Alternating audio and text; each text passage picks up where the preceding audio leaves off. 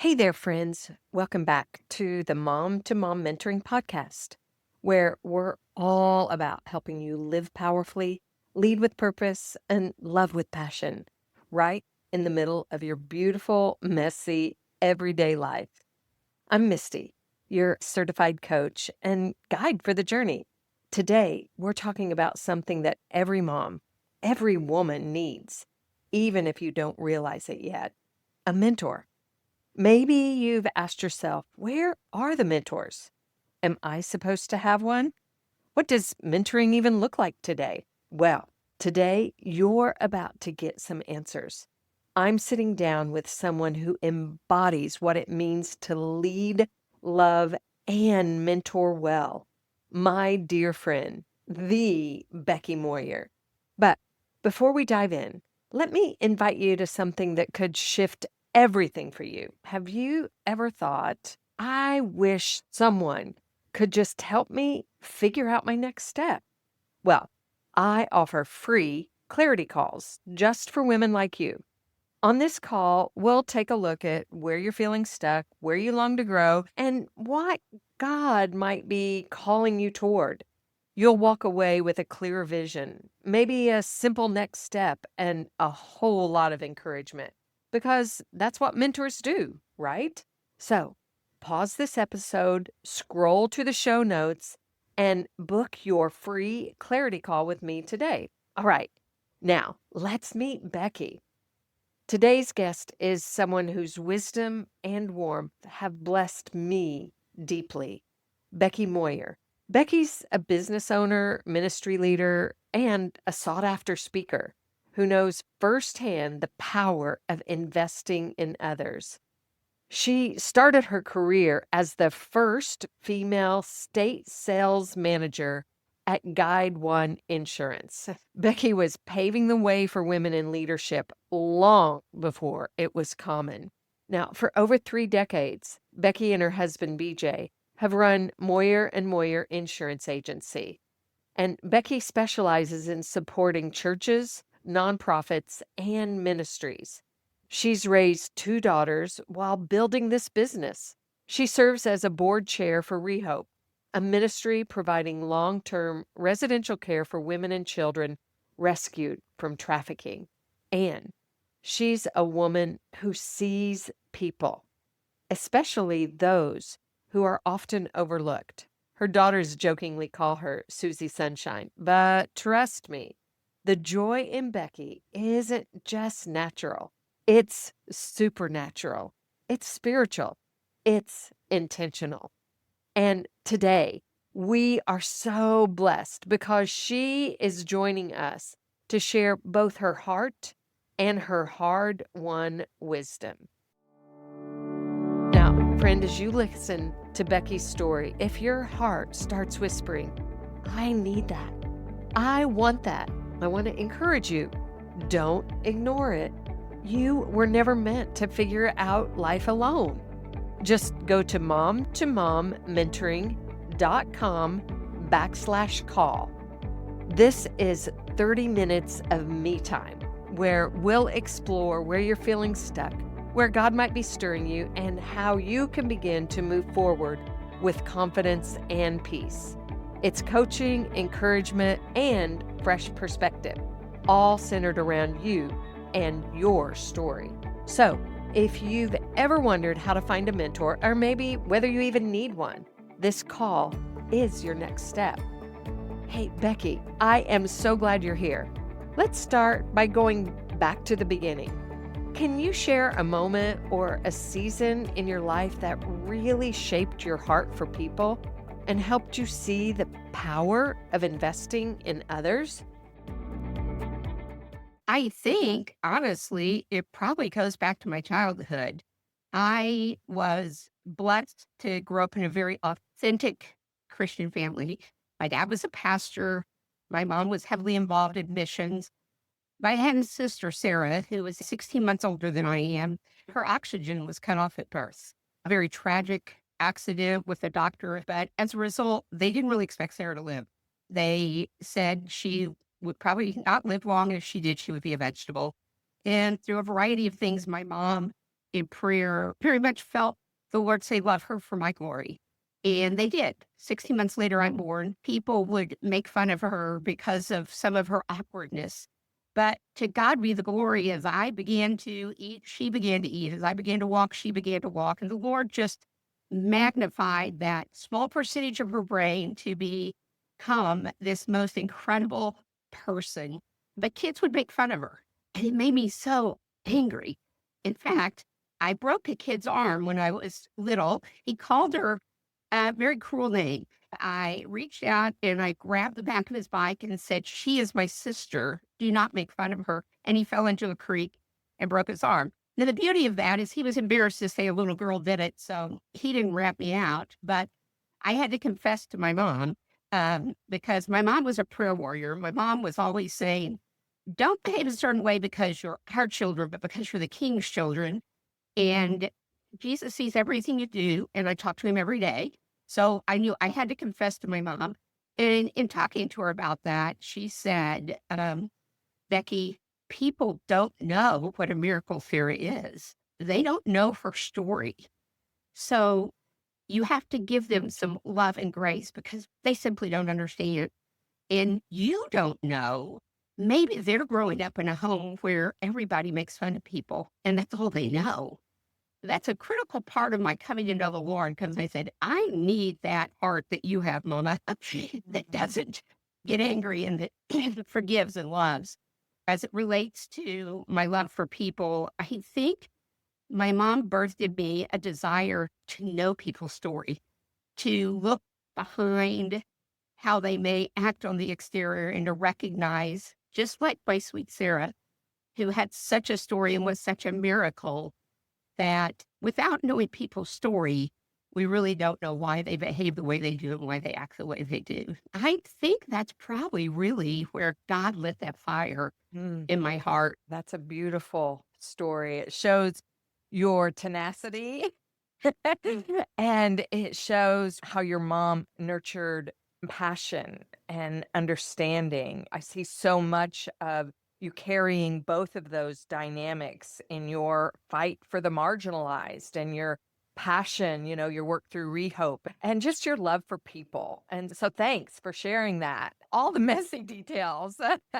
I hadn't heard that you broke somebody's arm before. Yeah, not my proudest moment. So, Becky, I grew up going to church, and when I became a young mom and my husband and I started taking our kids to church, this idea of mentoring was kind of new to me. I didn't know I needed what I didn't have. Then I became a single mom, and then I knew I needed help. I really didn't like what I saw in the women in the church. I didn't see authenticity or transparency in the lives of any of the women that I felt I could be safe with. I didn't know how to go about finding the mentoring I needed.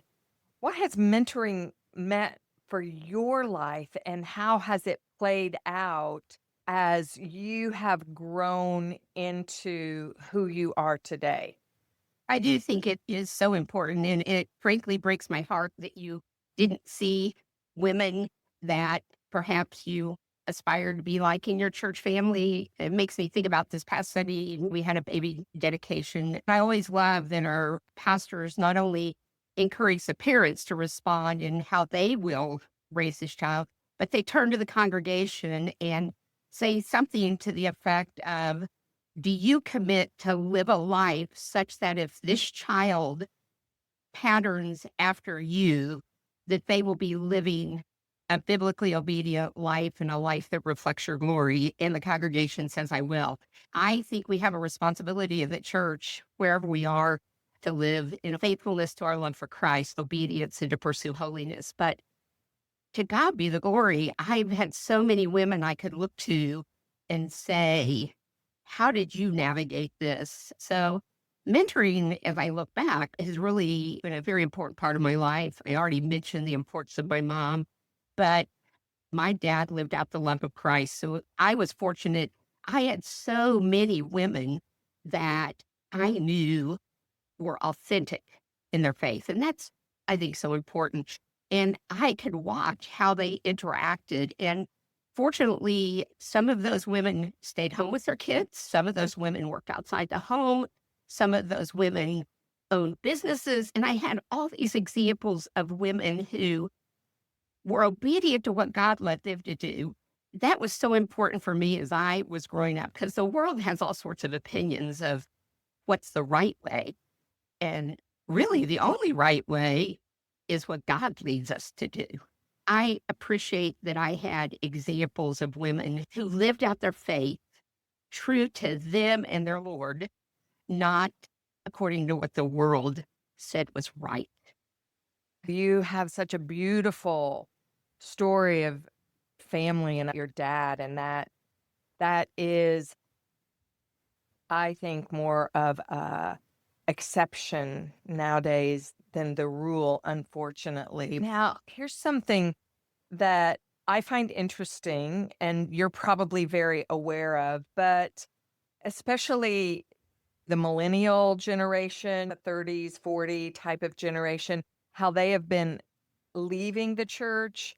They're moving a lot more. The longevity for a job for millennials is like 5 years. And so there's so much transition in their lives. And I just did a podcast series on women's friendships, and these are the trends that they're up against in finding friendships. But I would say these are the trends they're up against in even finding mentors and experiencing what you had the privilege of experiencing. I understand what you're saying. And I really think all generations of women seek deep, authentic friendships. Sadly, I think technology and social media give this false sense of connectedness, but it's often surface level at best. And so I think many women in that generation, and I always hate stereotyping, but it's true, they aren't even really sure what that looks like unless they've been blessed with that example. True friendship takes risk. It takes time. You risk being hurt, but it's worth it. And I think I encourage young women, be willing to be vulnerable with someone who's safe. Be willing to be authentic. And I try to be that for a lot of young women because when you do that in a relationship and you commit to confidentiality, that's where the depth of relationship grows. And that's where you have the opportunity to pour sound doctrine into someone. And I think sometimes we put pressure on ourselves because we think it has to be this program or this, I need a mentor for life. And the reality is, I hope it's just a natural rhythm of who I am. It just becomes a pattern that at times I'm going to mentor someone for a moment. It may be simply a word of encouragement. It may be for a season that they're going through. And there are some women that I continue to be a part of their life and they continue to be a part of my life. As an older woman now, I continually pray, Lord, help me slow down enough to be aware if there's someone you were wanting me to connect to. But on the same hand, it's a little awkward at times, for example, to go up and say, the Lord's just had you on my heart. It just seems like you're overwhelmed. You're trying to do everything, and there's just doesn't seem to be peace in your life. So could we have coffee and talk about it? That's not the way God would have us approach it. You can just say, I just love you're a part of our church, and I'm so impressed you always get your kids to church on time. Just go to coffee. I'd love to hear your story. That's a better way to approach it. It doesn't have to be this formal program. I have been mentored through my life, and it has been through a story or through a word of encouragement or a one-time thing. I love that you take the expectation that this is what it has to look like. What would you say the difference between friendship and mentorship is? Well, that's very important because to a degree, a friendship is a give and take. It should be where you are there for each other, you lift each other up, you encourage each other. Initially, as a mentor, it's kind of a one-way relationship. I am there to pour into them. I feel compelled because of the biblical mandate to share sound doctrine. Young women, young moms, single women, they all have all their obstacles and challenges. They need to hear sound doctrine. They don't need my opinion. They don't need more expectations that the world gives them. And to give someone sound doctrine, you have to be willing to realize they may not like it like you. I love to be liked, but I have to be willing in a discipleship or a mentoring relationship to take the risk that I might even offend. I don't want to offend, and I want to do it in love and grace. And I think most times they know where my heart is coming from. But I think as a mentor, you can't just tell people what they want to hear. Mm. What would be something you would say that a woman might not want to hear? Maybe we need to hear it right now. I often tell women, you need to shut out the noise of the world. Spend less time on Pinterest, spend less time on Facebook, if that's an issue for them. Spend more time in God's Word. Seek and develop your relationship with the Lord. If you're blessed to be in a marriage and there's not abuse, the greatest gift you can give your kids is love their daddy. It's so easy for our kids to become everything, and they are important and they need our attention, but our marriages need our attention too. And so I sometimes have to challenge women to be sure Christ is first, to focus on the priorities that are biblical priorities.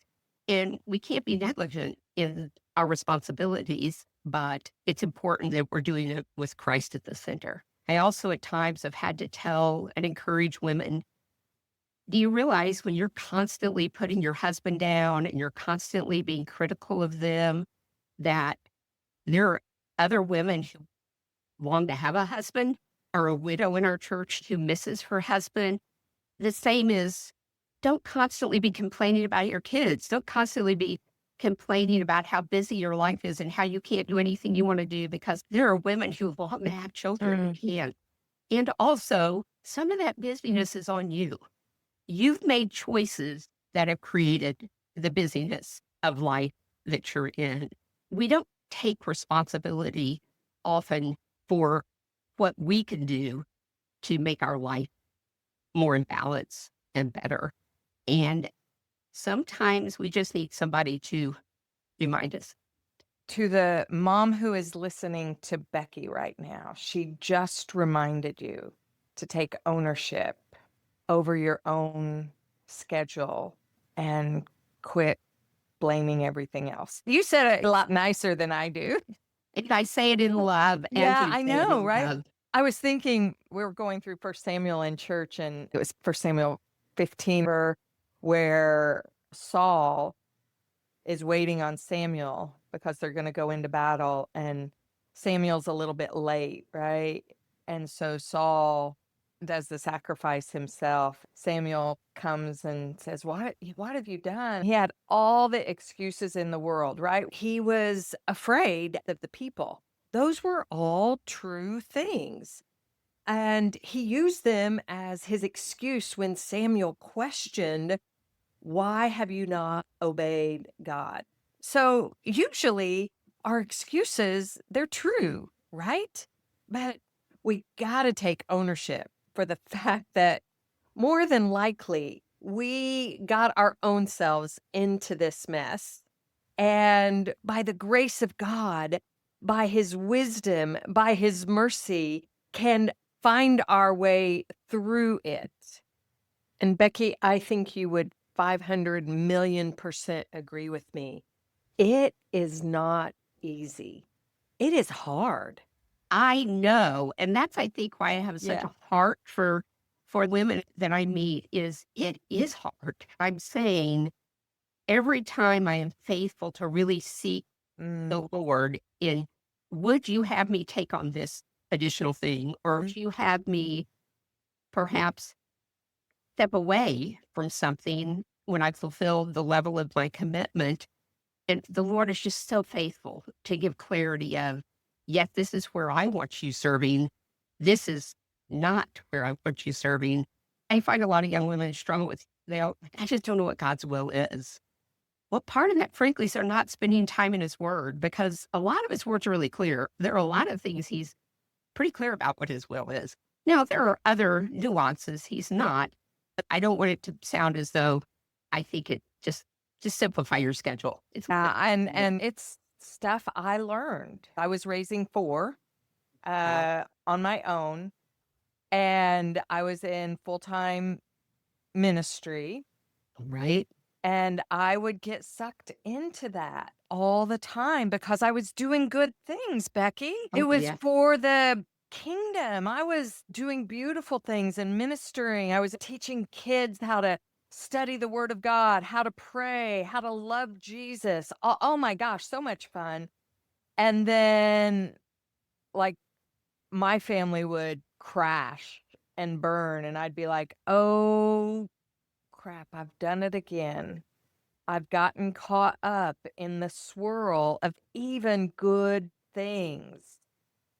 And I would just have to put the brakes on. And fortunately, I had a leader that valued family. Yes. And so there were a couple times where I was just like, "Hey, I gotta go for a week.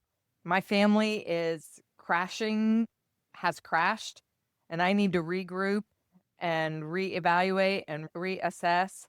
And so I could, like, pull away for a week and just, hunker down again. And that was a blessing for me. But boy, I missed it all the time. And God was so kind and so gracious. And so I don't say that as a, you need to do this. I say that as a, oh my gosh, I have learned. I love your bravery and your honesty to be able to go to your boss and say, I need to refocus for a period of time. And as a business owner and a boss of many, and when I was the state sales director, I was always encouraging you only can perform as well in your job as you're healthy spiritually, physically, and emotionally yourself. So I loved and encouraged that transparency because I would rather you be honest. And I would say, take a week, get that in order, focus on that. Because when you come back, you're going to be stronger and more committed. And so I admire your bravery. Something else you said made me think is, if we look to our world, they're not a very gracious world. And so not only do we need to extend more grace, we need to extend grace to ourselves. Mm. Anytime I realize, whoa, I've kind of gotten overcome or whatever, the first thing is to stop and pray, but also I know the Lord wants to give myself grace. That was the past. What do I learn from that? But how do we move forward? I don't think our Lord wants us to stay stuck. Just as he gives us grace, we need to give ourselves grace. Absolutely. You talked about our need for transparency and authenticity and how we, as the mentors, create that space. You said that you're willing to lead the way by being authentic, by being transparent. But what else? What other qualities should someone look for when they're praying about and looking at the women around them for a mentor? Look for a woman who you've seen perhaps go through a difficult journey, but she's done it with grace and peace. That's why I've been very open about my cancer journey, for example, and how the Lord held me close. And so when you see women that walk through things like that and they do it with a faith and a peace, then it's very easy. If there is a list in Titus 2 of the things that an older woman should be passing on. And so I think that's a pretty good list of things to look for. Are they someone who doesn't gossip, isn't malicious, who loves their husband if they're married, who is faithful to the Lord? And so look for some of those qualities. Well, Jesus puts it in there for us. Like you said, so much of our I don't know is really answered in the word. I would say, I think a lot of women, even younger women, it's not a lack of commitment, but it's a lack of confidence. And that it's easy for us to say, I don't want to be that vulnerable to reach out to someone, or I don't want to reach out to someone because I don't have all the answers. Really, at its core, I believe mentorship is giving encouragement, the power of presence and acceptance, and encouraging forgiveness. It's things that every woman can do. We make it far more complicated than it needs to be. It's really just a willingness to invest in other women and to allow other women to invest in you. Let me tell you, as a woman who's now in her mid to late 60s, who's lived a lot of life, you have no idea the hurt that the woman sitting next to you in the pew is enduring. It's really only when we're willing to be faithful to the Lord and be willing to invest in people that we can learn where we might be able to meet them and provide some encouragement to them. Okay, but Becky, being a mentor can be a little intimidating. What if I give the wrong counsel? What if I'm not in the word enough? It puts a lot of ownership on me to continue to be sharp and sharpened by the word. What about the woman who's struggling with confidence to reach out, to give a hand up to a younger mom? It's not on me to cure things. It's not on me to fix things. I'm simply there to give care, and where I can direct people to scripture to give sound doctrine and give scriptural reference, but then they have to take that, and it's really between them and the Lord. I know early on when I was younger and would mentor, I think I sometimes would get frustrated of, I mean, it's so clear. If you would just do this, things would be better. It's so much easier to see from the outside at times. And sometimes we're wrong because we don't have all the facts. But just that freedom of realizing when I invest in people, I'm just an instrument in the Redeemer's hands. I'm simply a vessel, a conduit of his love, his grace, and it's really up to him. He gets the glory. It's not about me. Okay, one thing I've learned in my journey with Jesus is that when I just make myself available, he comes. So often, when I've sat before a room of women facilitating a workshop or speaking, or even just one on one with a woman, I am flabbergasted again and again that he comes. One time I was standing before 35 women, guiding them through some interactions with Jesus, and he was just speaking to them. I just wept. I said, Jesus, thank you for always coming. I just love how you love these women. And I had this sense of a response from him. Misty, thanks for always setting the table and making a place for me at the table to come. That's all it is. We just make space for him to come. That's one thing I've loved about aging is the relief that it's not about me. It's about the Lord. Now, in my search for mentors, God did provide in amazing ways. I did find a mentor, but she lived like 2 hours away. She was just a woman of grace and kindness and somebody I wanted to be like. I would pack my kids up in the van, my 2 younger ones, and we would go once a month and I would clean her house so that I could just be around her and spend time with her. My question is, how do we set expectations for mentoring relationships? I think that's a great question because I think it is going to vary, but I love how I've heard young people talk about their define the relationship, like when they're dating. Well, I think that's true in mentoring. We need to define the relationship. For example, I had a young woman reach out to me one time who had started a business and she knew I was a business owner. She was just feeling overwhelmed. She still had children at home. She reached out and said, I could really use your help. I realized in trying to get clarity, she was strong in her faith. She really needed some understanding of how I had handled things from a time management perspective. I do seminars on balancing life's priorities and perspective. What if we just meet once a week for a month and I'm going to just do a one on one training and presentation of that with you? And she goes, that's what I need. I just gave her my outline and I gave her an assignment. That was her specific need. Someone else was new to their faith and they were on fire. We actually found a book and I said, if you'll commit to doing the reading, then we met once a week. We took a chapter a week and just went through doctrinal matters, spiritual disciplines, and that relationship went a long time. We're not meeting on an ongoing basis anymore, but we still have connection points. Sometimes someone's going through a really difficult thing and they just need somebody to pray with them. It is fair, it is wise to define that. What do you say to a young mom who says, "Oh, I can't ask her, she's so busy"? I say, do you know what a blessing it would be to her for you to approach her and say, I see in you someone that I would love to learn from. Do you have any time or capacity to spend some time with me? And my mom, who was one of the most godly women I knew, as she aged, she struggled with feeling a lack of purpose and usefulness. She had things to share and began to pour into others' lives.